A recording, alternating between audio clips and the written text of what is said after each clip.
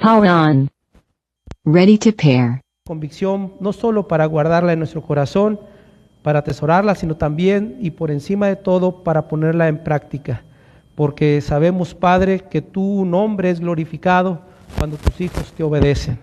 Ayúdanos, pues, Señor, para tener entendimiento y convicción de parte de tu Espíritu y de esta manera honrarte a ti, Señor. Bendito seas, Padre, y perdona nuestros pecados, porque te lo suplico en el nombre de Cristo. Amén. Esdras, ¿ya aprendiste? Tome lugar, por favor. ¿Ya lo aprendiste? Ya. Bien, hermanos, pues qué gusto que estén con nosotros. Es un privilegio, de verdad, nuestro hermano Jorge, ¿verdad? Y nuestra hermana, hermana Ruth. Tiene hasta nombre bíblico, no se me tiene que volver a olvidar. Bueno, qué bueno que los invitaron, ha sido un privilegio conocerles, hermanos, y esperamos que Dios les bendiga abundantemente. ¿De dónde nos acompañan?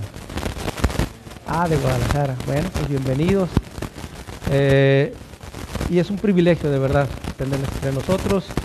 Y pues a Omar también que está aquí, ¿verdad? Qué bueno. Y pues hermanos, gracias al Señor que estamos en este tiempo de meditar juntos en la palabra del Señor. Quiero comentarles precisamente a nuestros hermanos que nos visitan que tenemos ya de mucho tiempo el compartir la palabra de Dios en serie, ¿verdad? O sea, tomamos un tema y de ese tema pues obviamente hay tanto que decir, ¿verdad? De cada aspecto de las Escrituras.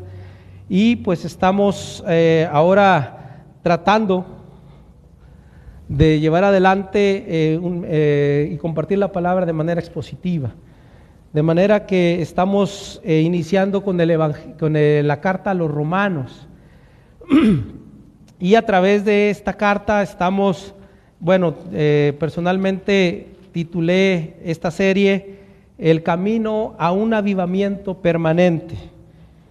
¿Por qué? Porque a través de todos los principios que el Señor nos da a través de esta carta, sin duda es difícil que un cristiano que cree y vive estos principios que están escritos en Romanos no pueda vivir una vida en avivamiento.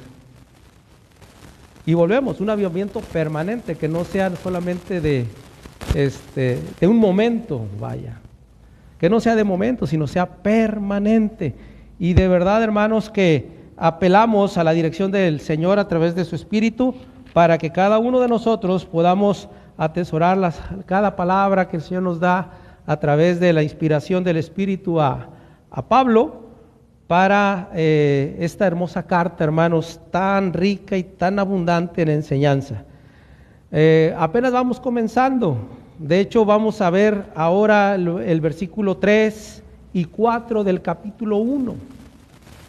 Apenas vamos comenzando. O sea, ya vimos el versículo 1, el versículo 2 y vamos a ver el versículo 3 y 4. O sea que esto va para largo, hermanos. Va para largo. Así es que, pero volvemos, hay tanto que decir al respecto, hermanos, que vale la pena. Obviamente habrá cosas que ya conocemos, las vamos a confirmar, a reafirmar, y sin duda va a haber muchas cosas que el Señor va a enseñarnos, va a ampliar, a aclarar tal vez alguna duda, alguna inquietud, porque vaya que esta carta, hermanos, tiene temas tan interesantes, tan interesantes, tan profundos, tan amplios, particularmente el capítulo 9, 10, 11, pero bueno, hermanos, eso en su momento. Por lo pronto, hermanos, déjenme que les comparto que en el mensaje anterior estuvimos hablando sobre la promesa de las buenas nuevas, mencionando que el Evangelio, hermanos, no fue el plan B de parte de Dios, no fue una forma emergente en la que Dios buscó corregir el error que se dio en el Edén, ¿verdad? Propiamente, y diciendo Dios, bueno, pues el plan era que el hombre no pecara, pero pues voy a ver cómo le corrijo y envía al Salvador en su tiempo, en su momento, para corregir. Hermanos, la realidad es que todo esto era parte del plan de Dios. más allá de lo que tal vez mucha gente puede pensar o aceptar, pero este era el plan de Dios. Dice la Escritura precisamente en Efesios, ¿verdad? Nos dice que Dios, queriendo mostrar las riquezas de su gracia, preparó, ¿verdad?, este plan para en los siglos venideros mostrar esa gracia de una forma, hermanos, tan maravillosa, en la que no nos lleva más que a rendirnos ante Él y dar honra y gloria a su santo nombre por tan maravillosa manifestación de su amor. Pero dijimos pues, ¿verdad?, que el Evangelio no es el plan B, no es la forma emergente en la que Dios iba a corregir su error, según algunas personas creen o dicen. La verdad, hermanos, es que este ha sido y siempre ha sido su plan A, o su único plan, pues. De hecho, hermanos, sabemos que este es el plan perfecto, un plan divino concebido desde la eternidad pasada, desde antes que todo fuese. La realidad, hermanos, es que nada ha escapado de la voluntad soberana de Dios. Él sigue en su trono, hermanos. Él gobierna. No hay nada ni nadie que pueda ir en contra de su voluntad. Por lo tanto, esto del Evangelio, hermanos, o la verdad gloriosa del Evangelio, no quiero decirlo así como una forma tan simple, pero digo, lo que la Escritura nos habla en relación al Evangelio no es el plan B, hermanos. Es realmente el plan eterno de parte de Dios, que ciertamente, hermanos, tuvo su entrada o su vigor con la venida del Mesías, ¿verdad?, en cuanto al Evangelio. Pero la realidad, hermanos, es que todo esto forma parte del plan perfecto y soberano del Dios perfecto y soberano. Entonces, hoy vamos a centrar, hermanos, nuestra meditación hablando un poco de la persona en quien está cimentada las buenas noticias o el Evangelio. Es lo que Pablo relata en el versículo 3 y 4 que vamos a estar viendo. Que evidentemente, hermanos, sin él, el Evangelio no sería evangelio, o sea, no serían buenas noticias. Sin la persona de las buenas nuevas, no sería realmente evangelio. Por eso, hermanos, Pablo desde el comienzo de su carta comienza ya a hablar acerca de la persona de las buenas nuevas, ¿verdad? Y pues vamos comenzando, hermanos, precisamente con el versículo número 3 de Romanos. Obviamente hay una razón por la cual quise que pudiéramos leer 1 Juan 4 del 1 al 6, que se los voy a compartir un poco más adelante. Pero, ¿qué nos dice el versículo número 3 de Romanos 1? Todos juntos, por favor, dice, acerca de su Hijo.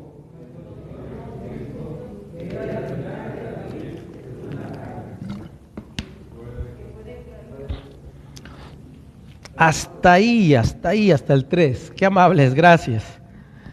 Hermanos, recordemos y tengamos presente el contexto inmediato, que es el versículo 1 y 2, donde dice Pablo, siervo de Jesucristo, llamado a ser apóstol, apartado para el Evangelio de Dios, que él había prometido antes por sus profetas en las santas escrituras, acerca de su Hijo. Jesucristo le decía a los judíos que creían que por conocer las escrituras iban a ser salvos, y les decía, escudriñan las escrituras porque a ustedes les parece que en ellas tenéis la vida eterna.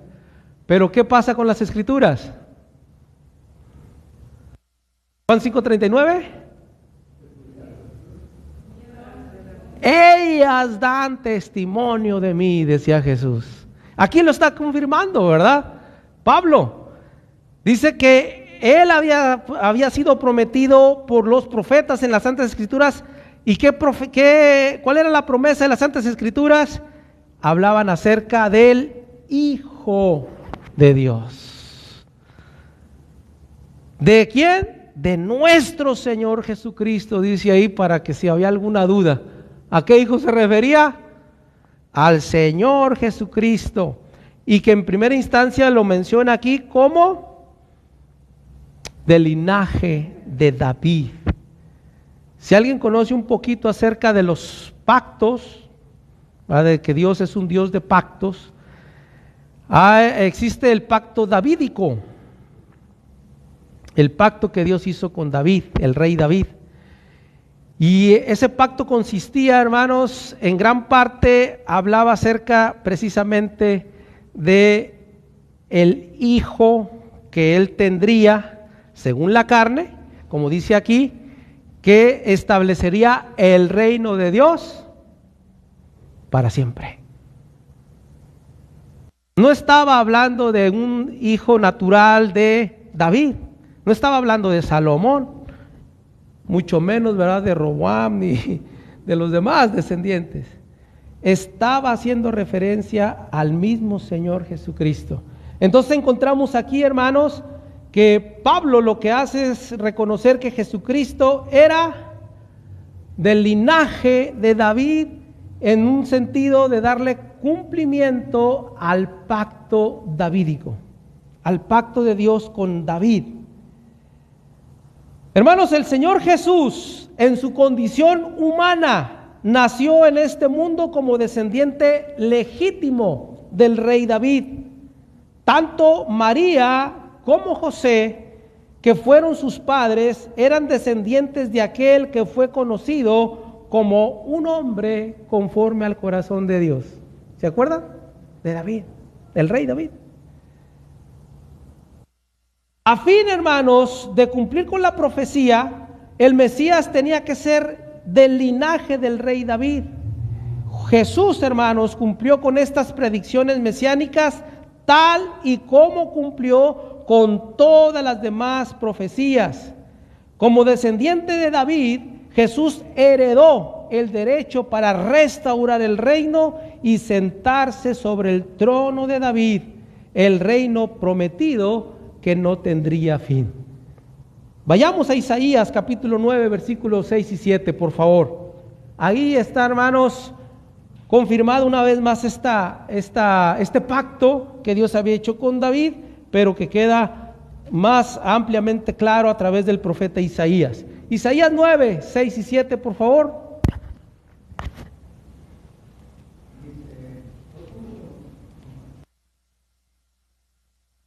Pues podemos leerlo juntos para que todos... A ver, hermanos, a una voz dice, porque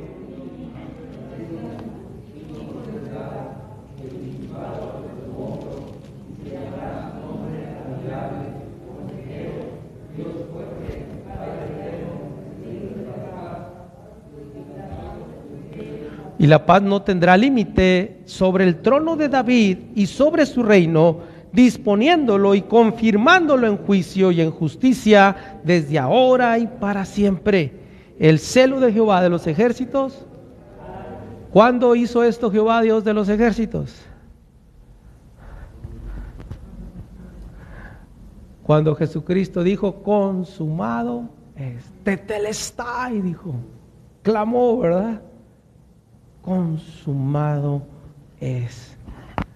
Todo está cumplido, todo está hecho, ¿verdad? Ahí es donde encontramos que esta profecía se cumplió. Es como cuando estando en Nazaret le entregan el libro del profeta Isaías también y empieza él a citar, ¿verdad? Aquel texto donde dice, y el Espíritu de Jehová está sobre mí, por cuanto me ha enviado a sanar a los quebrantados de corazón, etcétera, ¿verdad? Y dice que después de que entrega el libro les dice, hoy se ha cumplido esta escritura.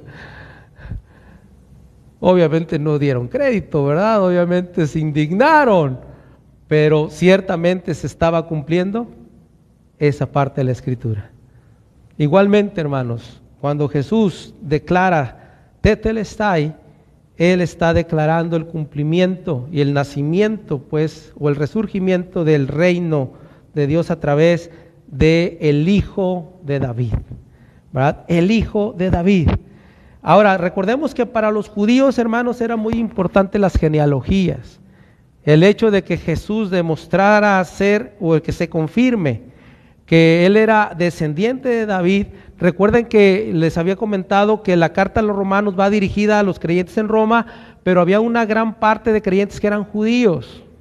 ¿Sí se acuerdan que les había comentado? Y otra parte, pues, gentiles. Entonces, en cuanto aquí, hermanos, está Pablo confirmándoles a los creyentes judíos que Jesús realmente era el hijo de David, ese que fue prometido, y que ellos tenían claridad. Tal vez los creyentes gentiles no tenían mucho entendimiento de por qué llamarlo hijo de David, ¿no? ¿Por qué tendría que ser hijo del rey David? Bueno, pero para los judíos sí.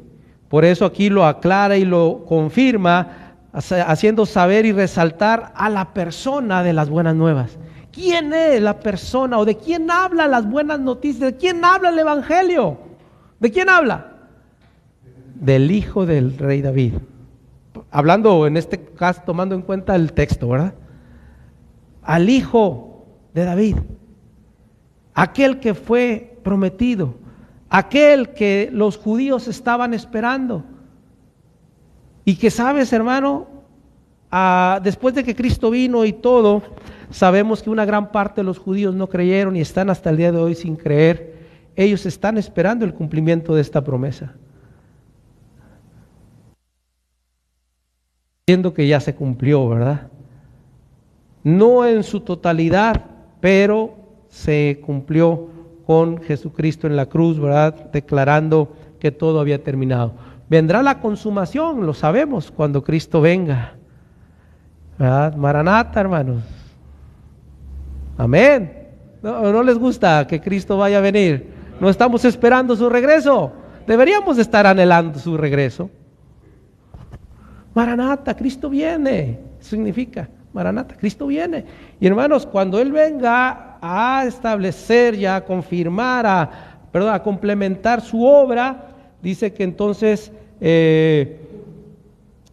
por fin, ¿verdad?, se cumplirá en plenitud lo dicho por el Señor durante todo el tiempo pasado, ¿verdad? Todo como se anunció desde el comienzo. Entonces, decíamos que como descendiente del rey David, Jesús heredó el derecho para restaurar el reino. Jesús es el cumplimiento del pacto hecho a David. Emmanuel, o sea, Dios con nosotros, que es Jesús, nació de una familia humana y participó de todos los aspectos de la vida humana, identificándose con la raza humana caída y al mismo tiempo viviendo sin pecado. Jesús nunca pecó, dice la Escritura, pero sí vivió en un ambiente, hermanos, normal y natural, lo podemos decir así, ¿verdad? Como cualquier ser humano. La diferencia ciertamente es notoria en cuanto a que Él no pecó, por cuanto su naturaleza era divina, pero en cuanto a su naturaleza humana, Él se identificó con su creación. Esto se le conoce como parte de la humillación de Cristo, en un estado de humillación. Allá en Filipenses capítulo 2, ¿recuerdan? Que dice que haya pues en vosotros este mismo sentir que hubo también en Cristo Jesús, el cual siendo en forma de Dios no estimó ser igual a Dios como cosa que aferrarse, sino que se despojó a sí mismo, humillándose a sí mismo. El hacerse un humano, Él se estaba humillando a sí mismo, ¿verdad? Pero con esto, hermanos, estaba identificándose con la raza humana, con la corona de su creación, con aquellos que portamos la imagen y semejanza de Él. Y obviamente esto tiene un propósito muy importante, ¿verdad?, que podemos reconocer a través de lo que dice Hebreos 4:15. Fíjate qué dice Hebreos 4:15.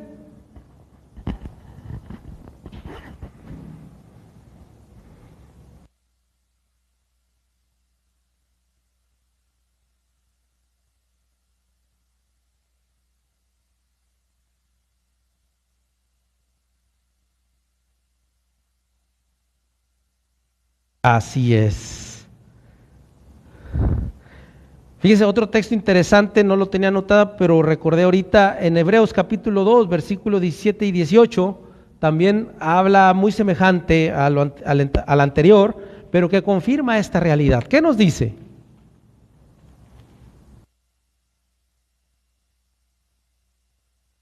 El que lo tenga lo puede leer con confianza.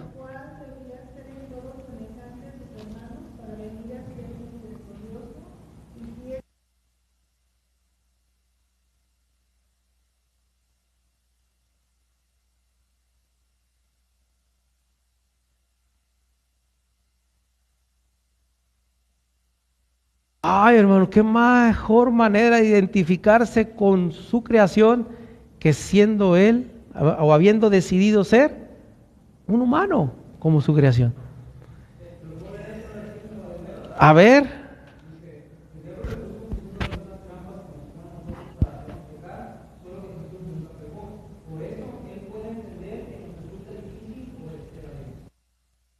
Fíjate, hermano.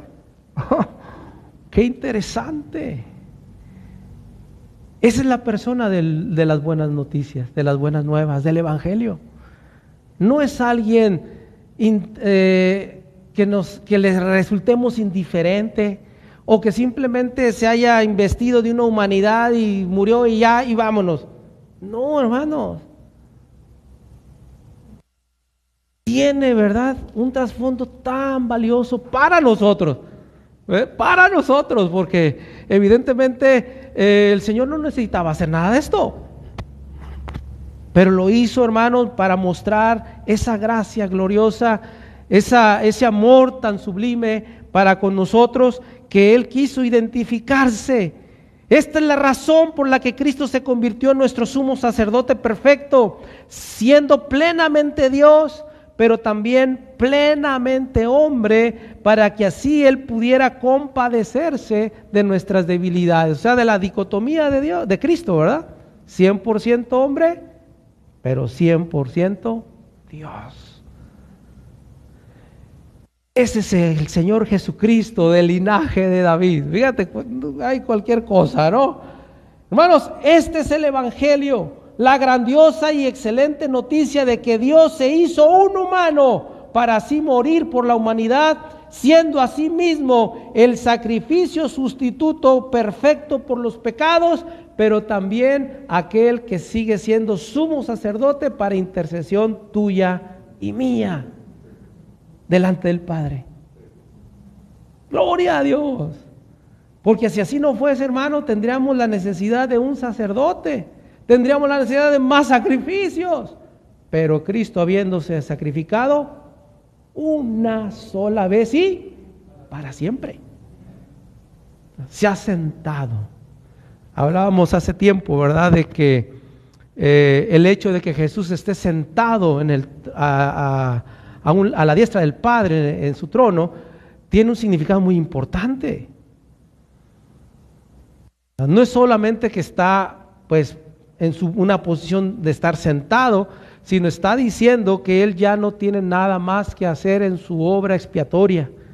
Un sacerdote en el templo no podía sentarse, no había una silla, por eso Él tenía que estar siempre de pie.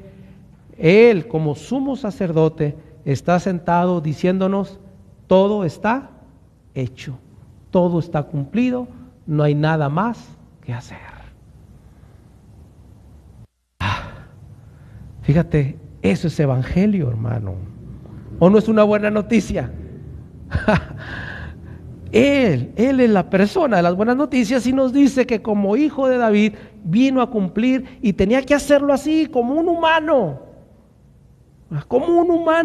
y hacerlo para poder ser el sumo sacerdote, pero también al mismo tiempo el sacrificio sustitutivo perfecto por los pecados tuyos y míos.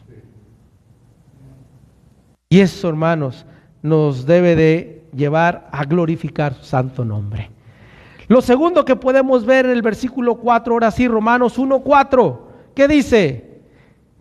Que fue declarado Hijo de Dios con poder, según el Espíritu de santidad, por la resurrección de entre los muertos. Ay, ay, ay. Hermanos, Jesucristo, Pablo está declarando que Jesucristo es el Hijo de Dios. No se queda con la idea de que es del linaje de David, que eso era muy importante que debía cumplir. Pero por encima de eso, Él tiene el título de ser el Hijo de Dios. Ese Hijo que fue anunciado, prometido allá en Isaías 9, por eso quise que leyéramos el versículo 6. ¿Verdad? Porque un niño nos es nacido, pero el Hijo nos fue dado, porque de tal manera amó Dios al mundo que ¿a quién? ¿Para qué? Pues tenga vida. Mira, hermano, eso es el Evangelio. El Evangelio, hemos dicho, no se trata de una casa grande, no se trata de un carro nuevo, no se trata de riquezas. El Evangelio es Jesucristo. El Evangelio es perdón y salvación. Lo demás es añadidura. Y el que no se conforme con las sanas palabras del Evangelio, delira, dice la Biblia, ¿se acuerdan? No sabe, no entiende de qué se trata el Evangelio. El Evangelio es perdón y salvación. Y Jesús es la persona de las buenas nuevas. Sin Él, hermanos, ¿qué sería realmente el Evangelio? ¿El Evangelio sería buenas nuevas? Difícilmente. Difícilmente seguir esforzándote por tu capacidad a ver si logras cumplir con la ley. Pero sabemos que nadie será justificado por las obras de la ley, además de que nadie puede cumplir la ley. Entonces, sin duda que es buenas nuevas el Señor Jesucristo, la persona de las buenas nuevas. Entonces, desde el momento en que se hizo un humano, dice Pablo que Jesús fue declarado Hijo de Dios con poder. Es interesante eso, Aunque el plan era eterno, hermanos, el título de hijo se reservó como un término propio de su encarnación. Jesús, hermanos, es el Hijo de Dios en el sentido de su unidad de esencia. En su papel de hijo se sometió amorosamente al Padre, habiéndose despojado a sí mismo y obedeció, a su Padre, no solo como un hijo, sino como un esclavo. Fíjate, vamos a Filipenses, yo lo cité de memoria, pero lo vamos a leer juntos, hermanos. Filipenses 2 del 5 al 8, ¿qué nos dice? Todos juntos.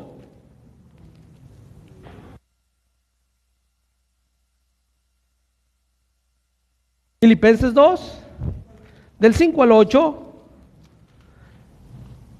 y nos dice así: haya pues en vosotros este mismo sentir que hubo también en Cristo Jesús, el cual, siendo en forma de Dios, no estimó el ser igual a Dios como cosa que aferrarse, sino que se despojó a sí mismo, tomando forma de siervo, hecho semejante a los hombres, y estando en la condición de hombre, se humilló a sí mismo, haciéndose obediente hasta la muerte y muerte de cruz. Este pasaje, hermanos, nos recuerda cuando Jesús, estando en Getsemaní, oraba al Padre diciendo: pasa de mí esta copa.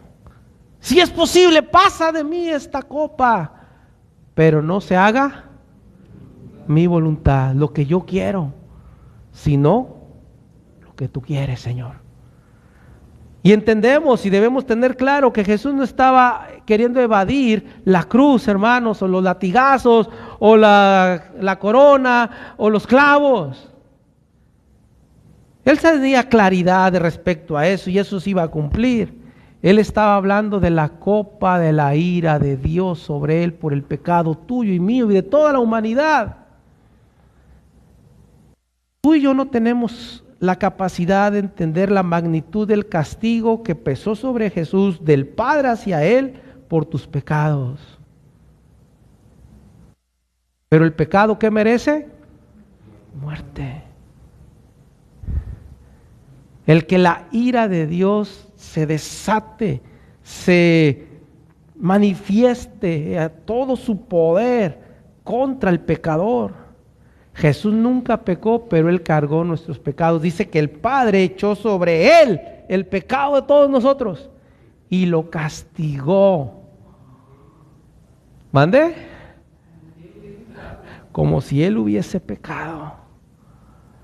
Por eso, hermanos, dice que se hizo obediente hasta la muerte, y muerte de cruz. Para aquellos que de repente consideraban que morir colgado sobre un madero una maldición, para nosotros fue la mayor bendición. Gloria a Dios, la mayor bendición. Por eso, hermanos, qué maravilloso, ¿verdad? Que a pesar de que Él tuvo que humillarse siendo un humano, dice que se sometió como un siervo. Y en el sentido original, hermanos, o en el significado original, la palabra siervo significa esclavo. O sea, Él obedeció como obedece un esclavo. Así. ¿Ah? Él decidió hacerlo así. Entonces, a Jesús le fue asignado y Él se apropió por completo del título Hijo de Dios, al renunciar por su propia voluntad a su dignidad de ser Dios mismo y a la expresión plena de su majestad, pero lleno de gracia y de verdad, como lo dice Juan 1:14. ¿Se acuerdan? Este verbo dice que se hizo carne, vimos su gloria. Es más, no adivinemos, bueno, al menos yo, ¿verdad? Porque vamos viendo Juan 1:14.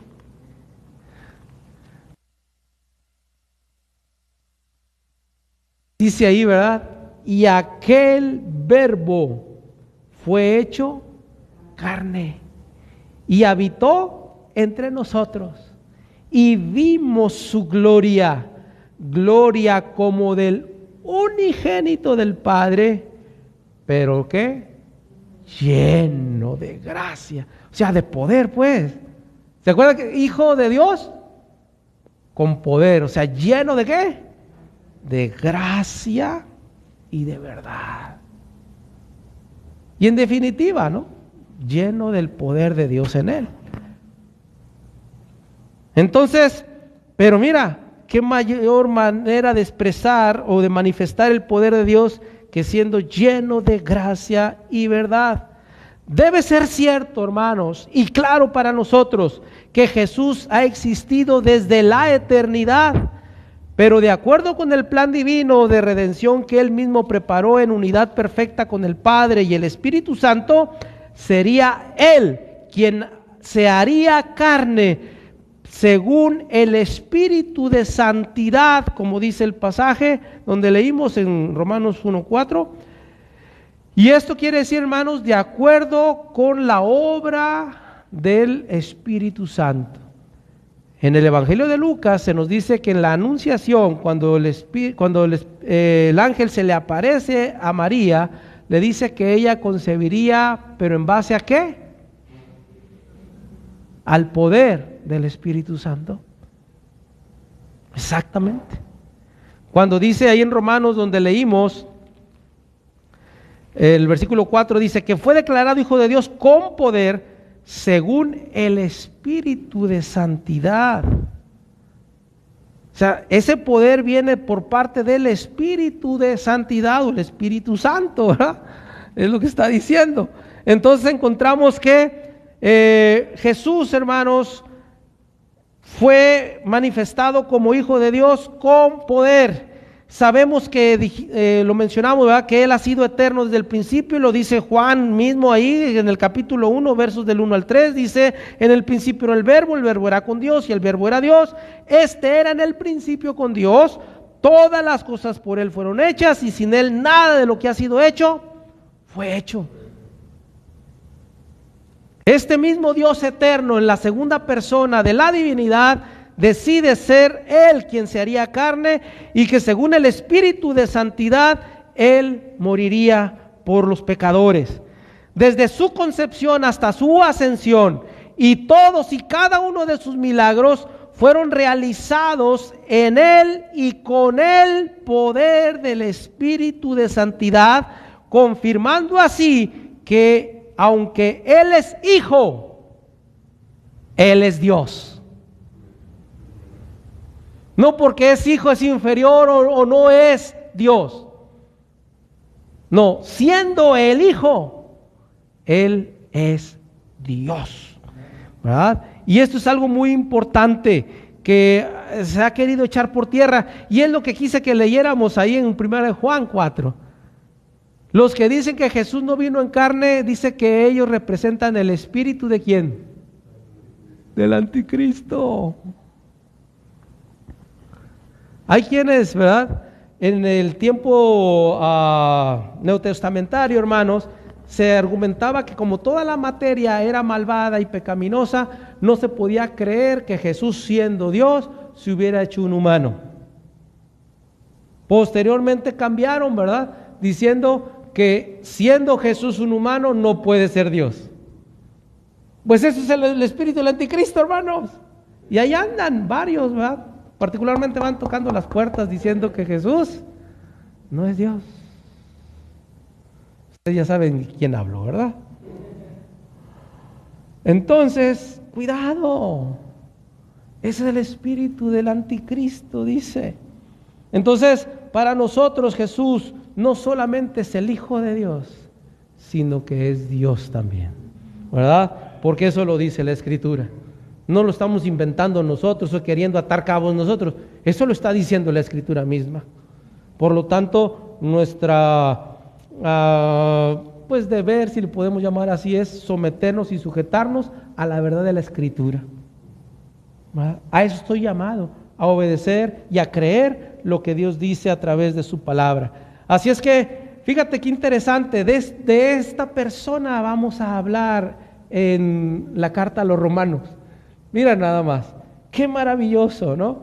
Pablo confirma desde el principio de su carta cómo es que él va a ir desarrollando el tema, primero hablando de la promesa de las buenas nuevas, pero también de la persona. En el mensaje anterior hablamos de la promesa, porque lo dice el versículo 2, pero ahora 3 y 4 habla de la persona. Y esta persona no puede ser y no es nadie más que Jesucristo el Señor. Y como dice acá en el versículo 4 que leímos, dice, la parte final dice que Jesucristo fue declarado Hijo de Dios con poder por la resurrección de los muertos. ¿Quién le resucitó de entre los muertos?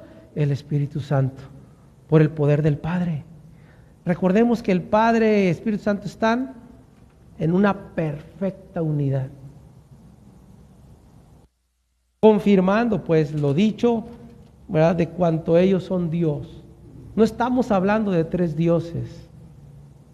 Que no se caiga en el error de creer o pensar que estamos hablando de 3 dioses. Estamos hablando de 3 personas que forman el único Dios verdadero. Lo que muchos llaman Trinidad, ¿verdad? Trinidad. Y es correcta, ¿no? La expresión, no estamos diciendo que sea incorrecta, es correcta hablar y se resume, ¿no?, esta verdad teológica, que Dios son 3 personas en un Dios verdadero, Padre, Hijo y Espíritu Santo. Pero si decimos Trinidad, con eso ya se dijo todo, ¿verdad? Así de simple. Muy bien. Entonces, hermanos, qué interesante, ¿no?, lo que estamos viendo aquí en estos pasajes. Ahora, hay mucha necesidad, hermanos, en nuestra comunidad, en nuestro mundo, sobre la persona de las buenas nuevas. Es bueno y es maravilloso que nosotros, Dios nos haya concedido la claridad para entender y creer. Pero recuerdan que es a través de la predicación del Evangelio, de estas buenas noticias y de la persona de estas buenas noticias, que se debemos estar constantemente predicando, compartiendo, anunciando. Recuerden que el que es de Dios, la palabra de Dios va a oír. Mis ovejas oirán mi voz. Tenemos que estar compartiendo, hermanos. Ahí incluso nosotros tenemos que estar compartiendo aún a nuestra propia familia, porque hijos, padres, esposos o esposas no han creído, no se han rendido al Señor. No demos por sentado que bueno, es que ellos ya conocen. Hermanos, nuestro deber en amor al perdido es rogar en el nombre de Cristo, reconcíliense con Dios. Puede ser tedioso para muchos, puede ser cansado, pero hermanos, yo creo que el deseo de todos nosotros es ver que los nuestros no se pierdan. ¿O no es cierto? Así es que, aunque te vuelvan a decir, ya vas a empezar, diles, sí, voy a volver a empezar. Ay, abuelo, ay, papá, ay, mamá, ay, viejo, ay, vieja, ya. No, yo necesito seguir diciéndote, hablando, aclarando, porque miren, hay muchas personas que tienen un concepto no muy correcto acerca de Jesucristo y de la palabra, aunque hayan conocido de la palabra desde niños. Me topé el otro día en el jardín con un joven de nuestra iglesia, o que estuvo en nuestra iglesia, ya tiene mucho que no lo está entre nosotros, y platicando con él, me di cuenta de estos aspectos que estoy mencionando. Híjole, nos hizo falta compartirle de una mejor manera acerca de qué es el Evangelio y quién es Jesucristo. Nos hace falta, hermanos, hace mucha falta a los nuestros realmente conocer a este Jesús, ¿verdad? Que dijimos ciertamente linaje de David, pero sobre todo hijo de Dios con poder. Así es que, hermanos, tenemos una gran tarea, tenemos un hermoso ministerio, una manera gloriosa de servir a nuestro Dios que nos rescató, que es dando a conocer a este Jesús tan maravilloso que es nuestro Dios. Así es que, hermanos, quiero terminar. Aquí tenemos entonces, hermanos, a la persona de quien tratan las buenas nuevas. Jesús es plenamente hombre, o sea, del linaje de David, y plenamente Dios, que es declarado Hijo de Dios. A lo largo de su ministerio, tanto la humanidad de Jesús como su divinidad fueron claramente evidenciadas. No quedó oculto, no se pudo ignorar la realidad de su divinidad, ¿verdad? Y de su humanidad. Pasajes de verdad hay bastantes. Recuerdan que de hecho muchos judíos querían apedrear a Jesús porque éste se hacía ser Hijo de Dios, o sea, Dios mismo, decían. Se hacía Dios a sí mismo y mostraba su humanidad, hermanos. Otra vez ahí en Getsemaní, cuando él decía, ayúdenme a orar porque mi alma está angustiada hasta la muerte. O sea, él no escondió, él dejó claro, ¿verdad?, su humanidad, pero también su divinidad. Cada vez que él se acostaba a dormir, cada vez que él comía, cada vez que él hacía cualquier aspecto de la debilidad humana, mostraba su humanidad. Él podía no haber comido, ¿verdad? Pero su cuerpo necesitaba comida. Él podía no haber dormido y no, siendo Dios, pues, ¿qué le hace, hermanos, que no hubiera dormido? Pero él necesitaba dormir. ¿Se acuerdan en aquella tempestad en el mar cuando estaba dormido, precisamente? ¿Por qué estaba dormido? Pues estaba cansado, hermanos. Claro, todos nos cansamos. Entonces Jesús en su humanidad estaba cansado. Por eso él se fue a acostar, a dormir un rato, a descansar. Pero ya ven, maestro, nos hundimos, ¿verdad? Lo despierta. Pero bueno, Jesús, hermanos, mostró y dio evidencias claras tanto de su humanidad como de su divinidad. Algo sorprendente y maravilloso es saber que este Jesús, quien es el Hijo de Dios y el Hijo del Hombre, sigue obrando en favor de nosotros, siendo el mediador, abogado e intercesor ante el Padre, quien está sentado a su diestra con su cuerpo humano glorificado. Eso lo vamos a ver después, hermanos, porque, Señor, esto es maravilloso. ¿Por qué Jesús quiso irse con su cuerpo, hermanos? ¿Necesitaba él tener cuerpo? Claro que no. Él no necesitaba. Él había existido desde toda la eternidad sin cuerpo. Entonces, ¿por qué Jesús se fue con su cuerpo? Bueno, lo vamos a ver después, hermanos, porque si no, no acabo hoy. Y yo creo que todos nos queremos ir a comer, ¿verdad? Eso. Bueno, pero vamos a ver, y por lo pronto sabemos que Jesús, al resucitar, resucita con su cuerpo. Aquellos que dudaban, ¿verdad? ¿Qué les decía Jesús? A ver, mete tu dedo, ¿verdad? Mete tu dedo. mete tu mano, no seas incrédulo, sé un creyente. Y dice que después de eso ascendió a los cielos con ese cuerpo. Y allá está, hermanos, en la misma presencia de Dios, intercediendo por ti y por mí. Entonces, todo esto en su humanidad, pero siendo Dios mismo, hermanos, Él es quien es digno de ser adorado, obedecido, honrado por todos y cada uno de aquellos que le han recibido y han sido engendrados por Dios para vida eterna.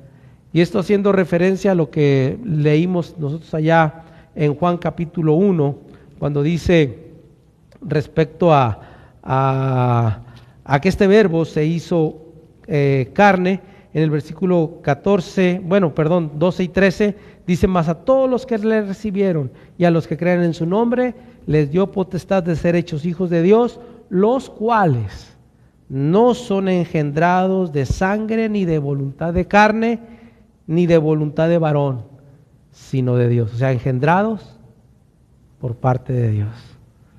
O sea, los que creyeron y le recibieron. Tú has creído y le has recibido. Has sido engendrado por Él. Le decía Omar que tenía 2 meses, ¿verdad? 2 meses, hermanos, de haber entregado su vida a Cristo. Es un bebé en el Señor. Y pues tenemos el privilegio de tenerlo ahora entre nosotros y pues queremos chiquearte y queremos animarte a que sigas adelante, ¿verdad? Es un joven, ¿verdad? Qué difícil es ver jóvenes que entreguen su vida a Cristo, ¿verdad? A veces ni los cristianos, ¿verdad? Pero gloria a Dios, qué bueno. Y te animamos, ¿verdad? Para que sigas adelante. Le decía yo al principio que llegó, es la mejor decisión que pudiste haber tomado en tu vida. ¿Verdad? Así es que, pues gracias a Dios por todo lo que nos ha confirmado el Señor a través de estos pasajes.